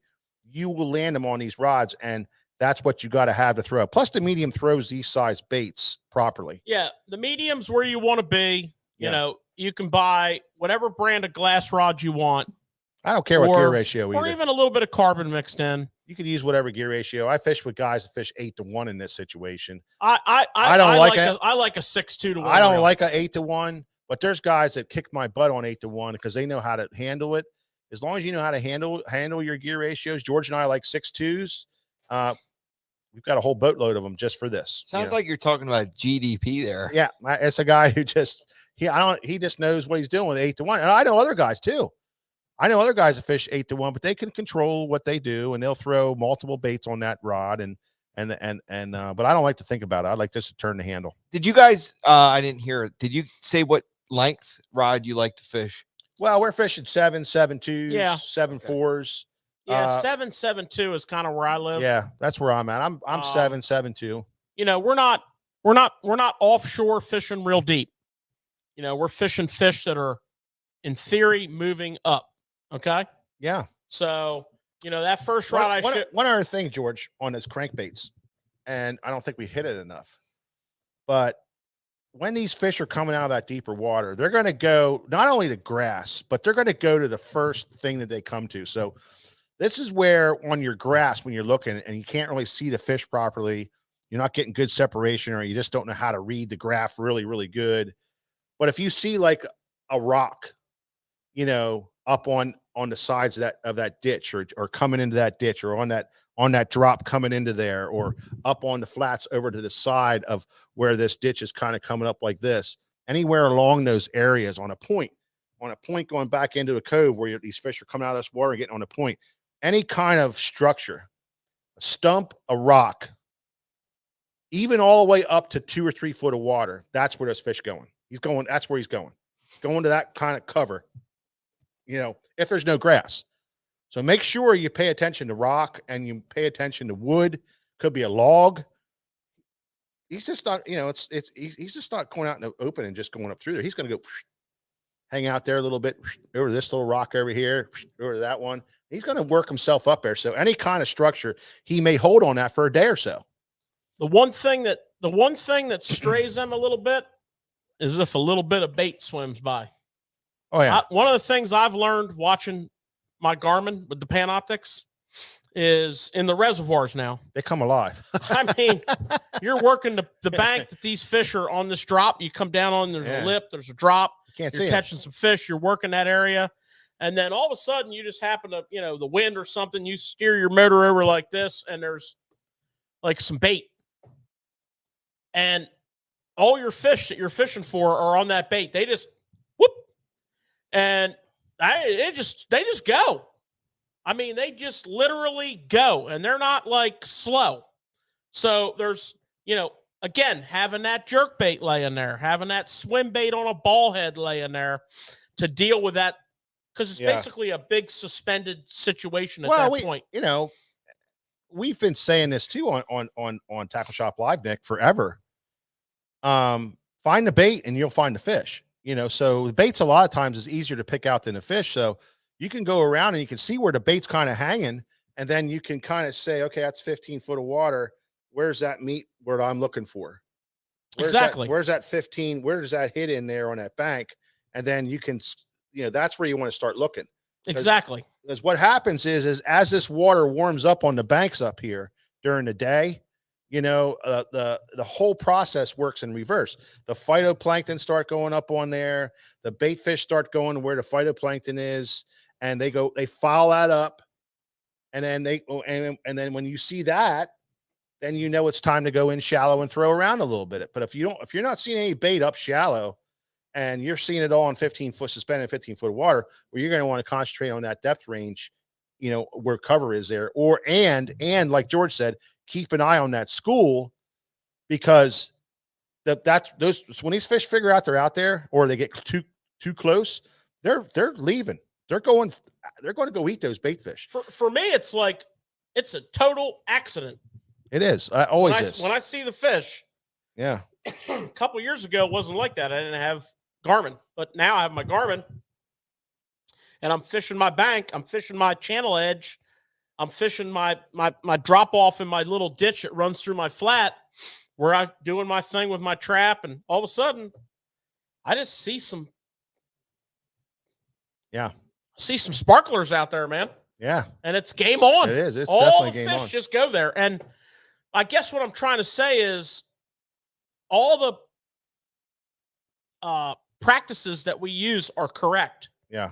But there's a lot more movement than what you think. Yeah. And a lot colder water. Since I've excuse me. Since I've started fishing Panoptix, I use way more moving baits in way colder water than I ever have.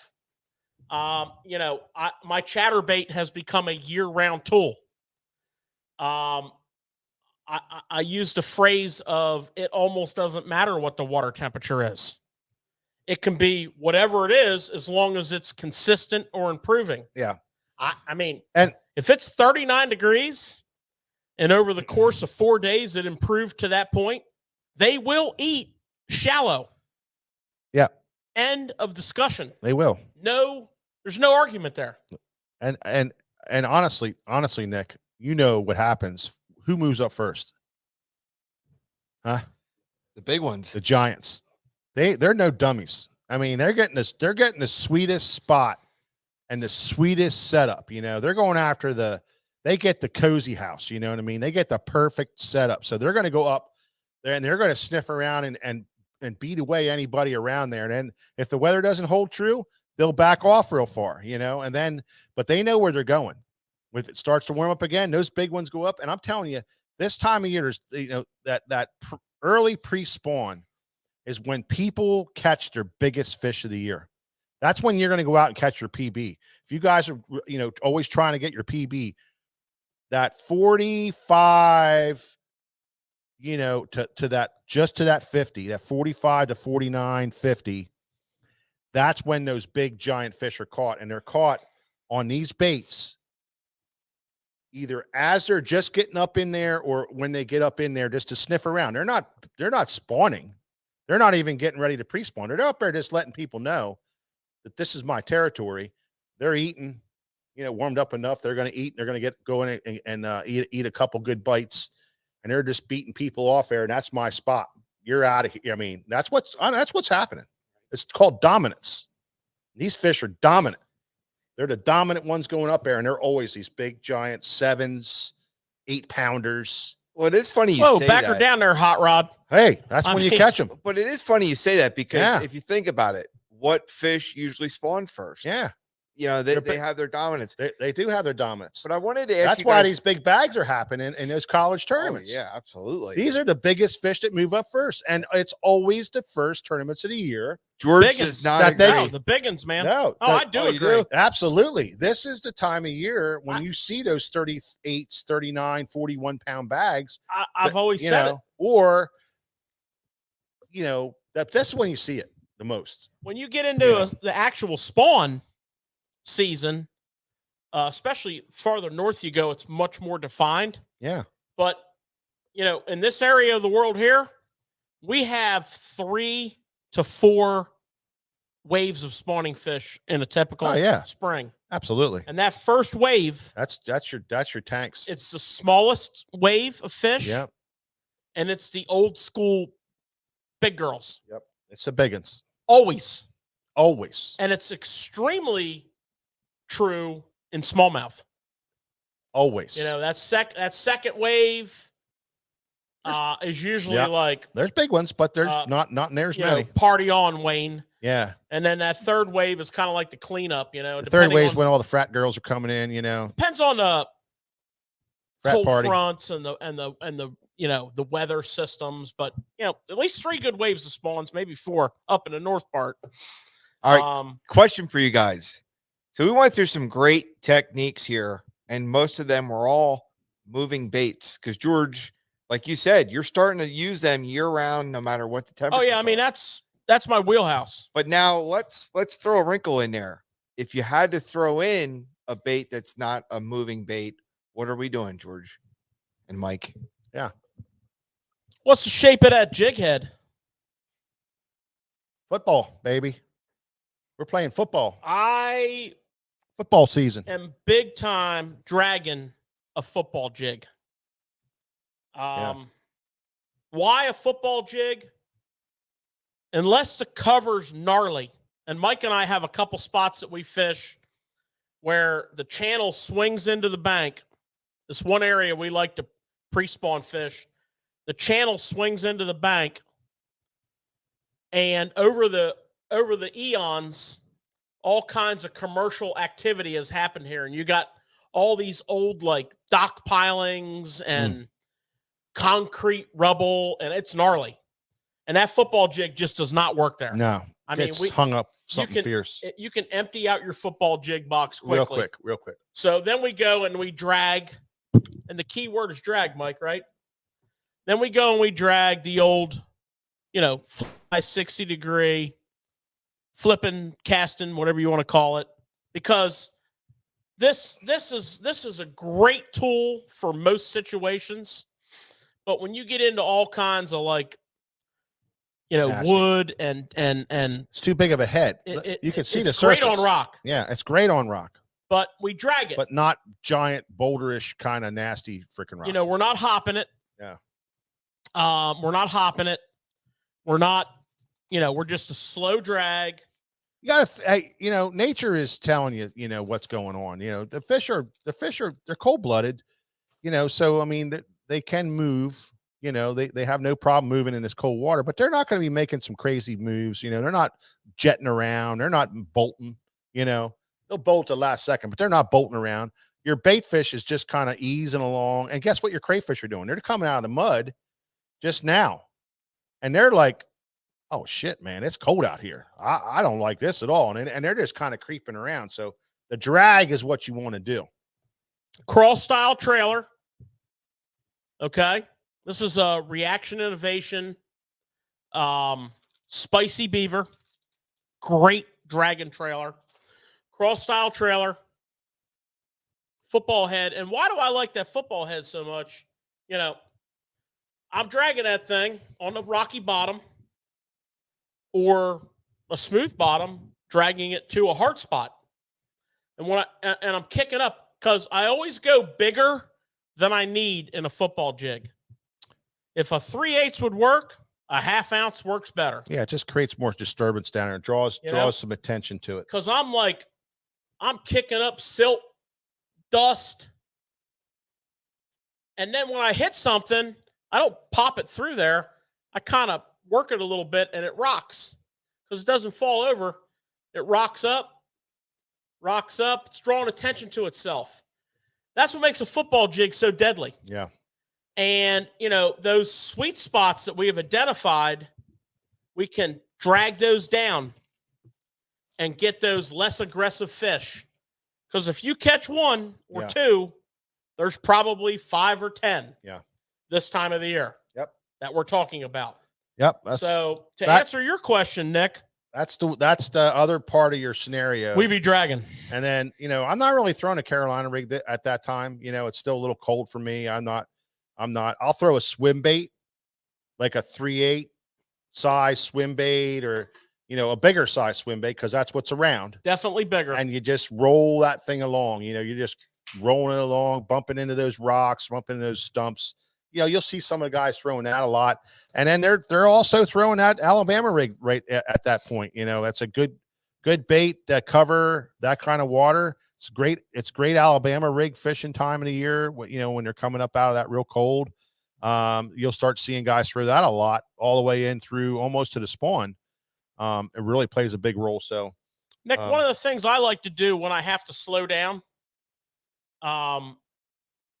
particularly on a shallower water situation, like where my ditch is like 5 or 6 foot deeper than my flat. And I'm fortunate enough to find a little bit of grass on that rim. I love to drag a swim bait, like Mike says. I'm a big fan of a 3/8 or a 4/8 Kitech or a Reaction Innovation Skinny Dipper. And back in the day, being like the early days of paddle tail swim baits, I kind of self-taught myself how to fish those. And I couldn't make them work until I pegged a bullet weight and I Texas rigged them, which is basically a jig head. Yeah. So I'm a Superline EWG to this day. When I'm dragging through that cover, most people are using a jig head or a belly weighted hook, right? Yeah. A screw-in belly weighted hook, right? Yep. Most people, and that's great. Yep.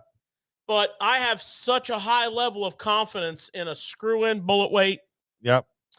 And now listen, did you listen when he said a screw-in one? It's bullet weight makes one that has a spring on it. Well, and to me, it's important, Mike. And for us, we like to turn that in there and peg that weight to the head of that. and then we have a 3.0 or 4.0 or a 5.0, you know, whatever we need, we can put that hook on there to match the size of that. And you get a crazy action out of that thing too, man. You know, when we turned a lot of people in out over the years. You know, if you look at those baits, when that weight is it's centered money. on them, you get a great belly roll. It's money. When you're on the right kind of jig head, or more specifically this Texas rig, you get an insane belly roll. I don't think people really realize this Reaction Innovation Company's swim bait, the Skinny Dipper and the Little Dipper, but in this case, the Skinny Dipper. Yeah, I want that bigger. People don't understand how good that bait is. Because that early bait is big. You hear of Kitech, you hear of all these other swim baits, but nobody really talks about this Reaction Innovation swim bait. I'm telling you, this thing is, you know, there's a cult following in this bait, and these guys are hammers that are catching them on these baits, and they because they do something different, and they can fish them real slow and get a really kind of cool kick out of them when they're rolling along. And I'm convinced that's why they outperform any other bait. It's great when you're dragging slow, man, on that early. It's not good it's not good in the wintertime. There's too much action. But when it starts to come up out of there, that early pre-spawn, and when you're reeling it real slow and you want some action, but these other ones just kind of dead, all you get's a little tail thing going. This thing still has a little body roll in it. You can even drag it and get that roll out of it. Yeah, this thing's crazy. That's a little all right, so that you're always going to see laying on the front deck. Let's clean this up, George, on this. Yeah, I'm ready to put a bow on this bad boy. I think we got it covered pretty good. Listen. I know there's a bunch of people out here saying, "Oh, you guys didn't talk about this. You didn't talk about that." You know, listen, there's other things that you can do. We just figured that we needed to touch on the best baits, bang for your buck techniques and baits to fish for this period of time. The 40, that 45 degrees, now we're out of that winter and we're into that 45 degrees, and we're not even into the full post or pre-spawn. This is early pre-spawn. This is fish going up to where they would be pre-spawn, but they're moving. These are movers. They're moving up. They're coming back down. They're moving up over here. They're coming back down. They're waiting. Okay, it's nice out. We're going to move up here, and I'm going to go over here and kick some ass out over, get somebody out of my spot. Then you catch a big giant one up on the bank, and then it gets cold and they pull right back down again. So this is that time of year. There's a million things you can throw, and everybody has their favorites. We try to look at it as, what do we have the biggest confidence in, and what has made the biggest bang for the buck for us, or biggest impact for us. Those memorable days that you talk about. Yeah, that's sexy little. The days where you remember that day, man, we were slow rolling them traps, George, and we were catching on them big fish, 44 degree water temperature, 46 degree water temperature. You remember that? Oh yeah. So these are things like that. Remember that crankbait bite we had when the fish just moved up shallow, just came up for the first time shallow. We wrecked them on a crankbait, and it was that that flat sided crankbait. So remember the jerkbait bite we had on those fish? That's what, that's exactly what you look at. This is why we talked about this. So I just wanted to explain why we didn't talk about the 8 million other things, So, well, yeah, and Mike, you can't talk about everything, but I did want to ask you and George one more thing that kind of fun. Yeah. What is a memorable moment or fishing day that you've had in this time of year that we're talking about? Oh yeah, we had many, man. We just had, I can't really think of one really good one. We've had many. George and I think together, many river trips, that early river trip time when those big smallies just come up, and you're back all day long. You're back in the deep water. You're finding these fish. You're catching them deep. But it's a tough grind, and the sun's just beating on the bank, right? And it's 43, 44 degrees water temperature, and that bank has warm water on it. And then we just pile up on there, and we've had days where once we figured it out, the best part of the trip was only an hour and a half in the afternoon at 1:30, 2 o'clock in the afternoon, and then Big Jake here wheels a 4.5 pounder in a boat, and it's like, oh, you're gonna be like that, and then there's another 4 pounder, and then I'm scrambling, usually stealing his rod while he's doing something else, and then I'm firing in there and I'm catching one, and he's retying another bait, and we're catching them together, and we have this just that magical moment of that's when those fish just moved up, and that's what I'm saying. There's so many of those times. There's a lot of them, but I honestly, when I say big fish. When I was first got married, and I go back a little bit, but this is the story we always tell. When I first got married, we were having Easter dinner at my mom's house, and my wife was like, I said, "Hon, I'm going fishing." Now, when I got married to her, I explained to her about my fishing addiction and how I was, this is what I do, and I kind of took advantage of it a little bit more than I probably should have, but I told her, "Hey, and we got this weather pattern. George and I are going to go fishing until 11 o'clock. And then we're going to leave down there 11 o'clock and we're coming right to mom's, and we'll be there right before you get there." It was exactly a very, very early pre-spawn. It was. And these fish were just moving on, coming up. Yeah. I mean, it's that. And it didn't happen We until didn't catch a fish. We didn't catch a fish until 11 o'clock. And he catches a 6.5 pounder on a spinnerbait. Ultra slow rolling. Yeah. And I'm like, oh shit. So I go down, I put the spinnerbait on right away. And then I throw out and I catch one like 5 something. He throws out, catches like a 5 something. I throw out and catch a 6. We put together. It was an awesome 5 fish limit. And I mean, we're catching them, and it's just, we started catching them at 11 o'clock. I'll tell you how good it was, Nick. Neither one of us were at Easter dinner. It was bad.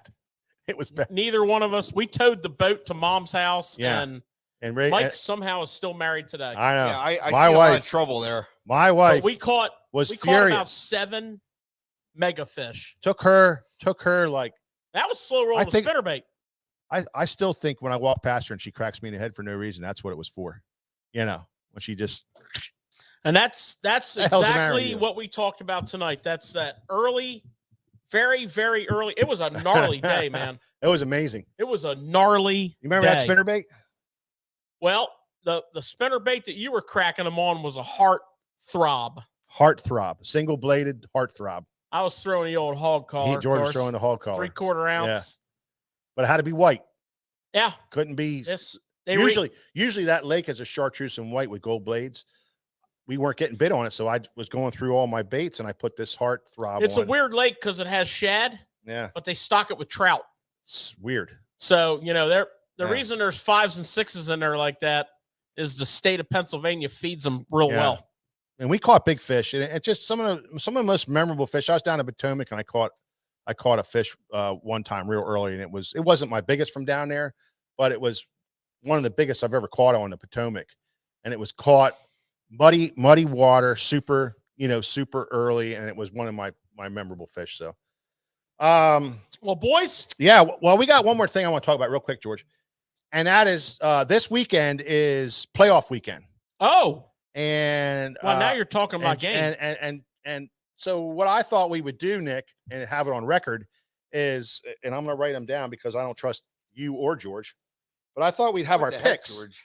I thought we'd do our picks, and then at the next show we could talk about who did what. So you want to pick the winner from the Niners Eagles game and Bengals brain dead Chiefs. Bengals Chiefs. Well, before that happens, I'd like to say this. A Cowboys fan, a Steelers fan, and a Giants fan walk into a bar to watch the Eagles play. I like that. That's right. All right, Big Mike, you ready for my picks? Okay, so you're going to pick 2, and go ahead. Well, Niners, Eagles. I'm just going to write it down. Just write Eagles down. I'm writing it already. You didn't even have to answer that one. And then Cincinnati and Patrick Mahomes.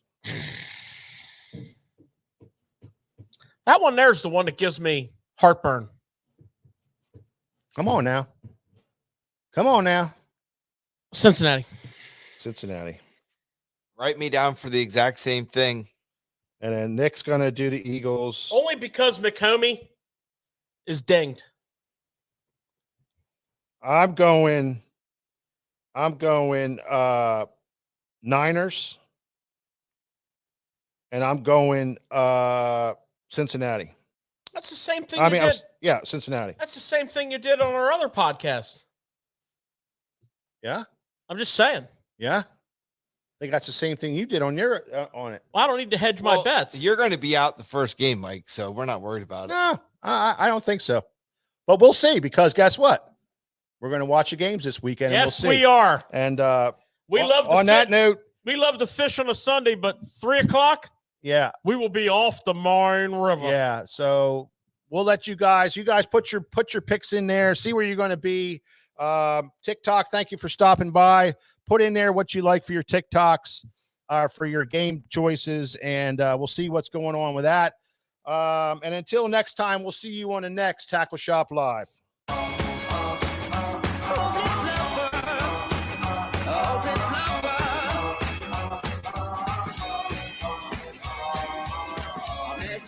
Sunny day, right there you took my breath away.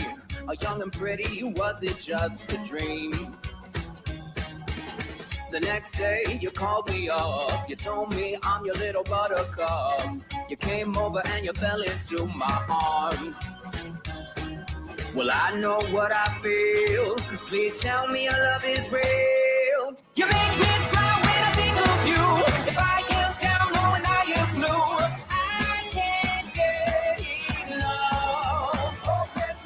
you make me happy, I feel so fine. Oh, how I wish that you were mine. I can't get enough.